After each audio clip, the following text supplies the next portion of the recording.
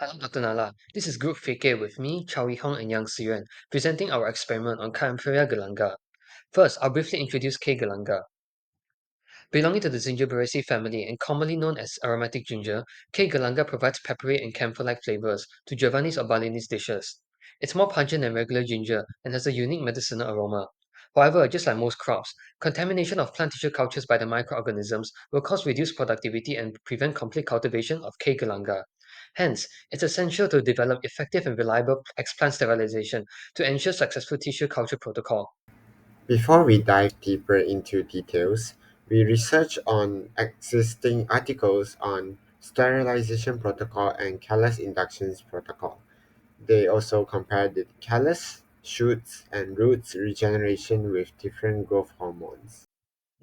For our problem statement, crop productivity is severely impacted by the spread of plant diseases and environmental stress.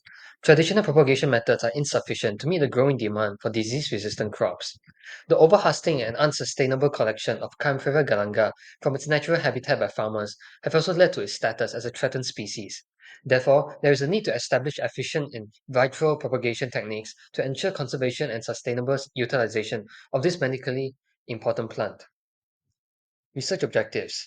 We are to compare the different sterilization protocols proposed in preventing contamination and determine which sterilization method can achieve clean and viable culture. We are also to determine the most effective growth regulator in the promotion of callus. Now it's our sterilization protocols. Our method are under sterile conditions in laminar airflow. We prepared K. galanga explant for tissue culture. The process began with gently rinsing the leaves under running water with mild detergent and soft brush for 10 minutes. Then the leaves were cut into 3 cm elongated segments, with edges discarded to ensure uniformity. The expand were pre-treated with 50% Clorox containing 2 to 3 drops of detergent for 3 minutes, followed by 2 rinses with distilled water. Next, the expand were divided into 2 sides, its method A and method B. The sterilized using 2 different methods. For method A, expand were treated with 70% ethanol for 3 minutes, followed by incubation in Clorox, 20% Clorox with 220 for 20 minutes. They were rinsed thoroughly with distilled water after each step. In method B, only the Clorox concentration was increased to 30%. The second protocol will reduce the incubation time to 10 minutes. Moving on to our results and discussion. For protocol A of 20 minutes incubation, method A 20% Clorox and method B 30% Clorox both got 33% of their samples contaminated. The plate had dark green spots, and contamination at the side of the plate indicates improper culturing techniques, such as incomplete sterilization of cutting tools, while the second batch of method A is fully clean. For protocol B of 10 minutes incubation, all samples were found contaminated, with the contamination right on the middle of the leaf. This suggests an insufficient sterilization protocol, possibly by fungus due to visually cottony and powdery growth. This result allowed us to conclude that protocol B with only 10 minutes incubation time might not be enough to sterilize our explants completely of all contaminants. Now it's our chylus induction. The first of all is our method. The leaves of K. galanga were cut into small pieces, approximately 2 square centimeter each. 3 leaf pieces were placed on the surface of each type of media, ensuring proper contaction with the media to facilitate nutrient absorption.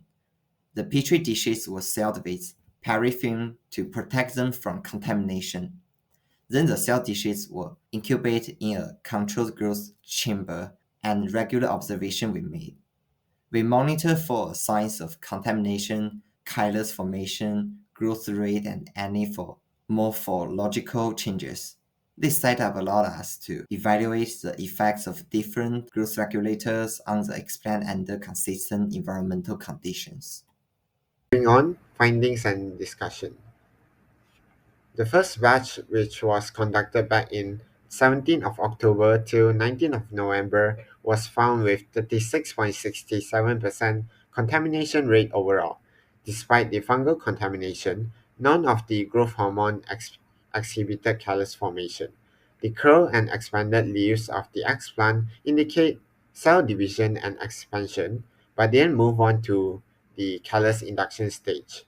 This could be due to unfavorable growth condition of the explant in this study.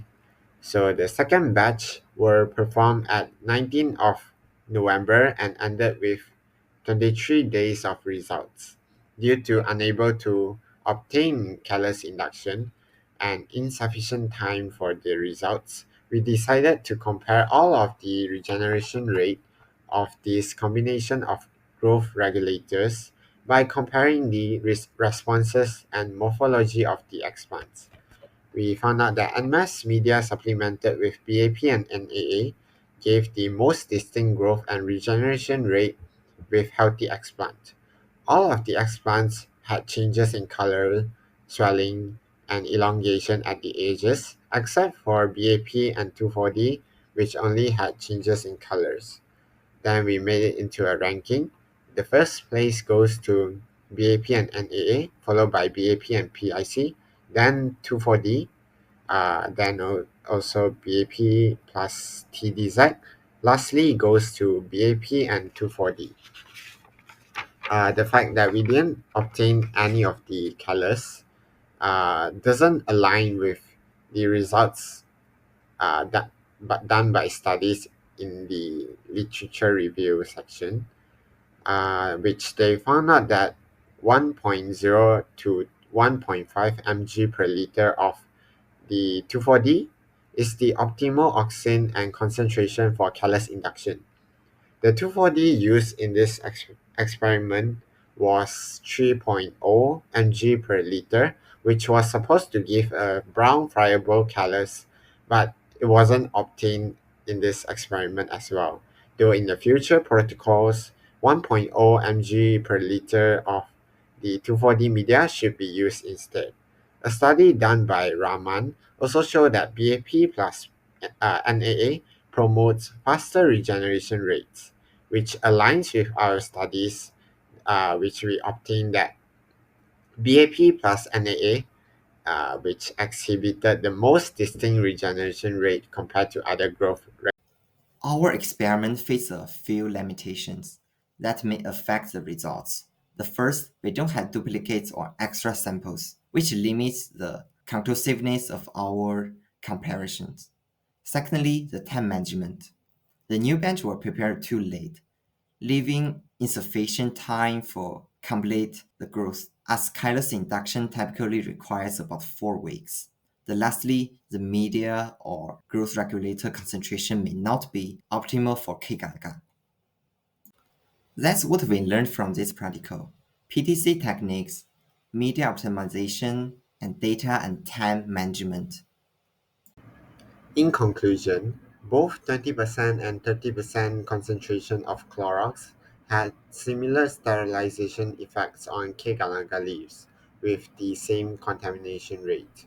As we manipulate the incubation time from 20 to 10 minutes in the second protocol, we found out that all of the media had contaminated, indicating reducing the incubation time is not suitable to produce clean and viable cultures. Callus induction was also unsuccessful, which necessitate for optimization of culture, environment, and other possible factors. And these are our reference. Thank you.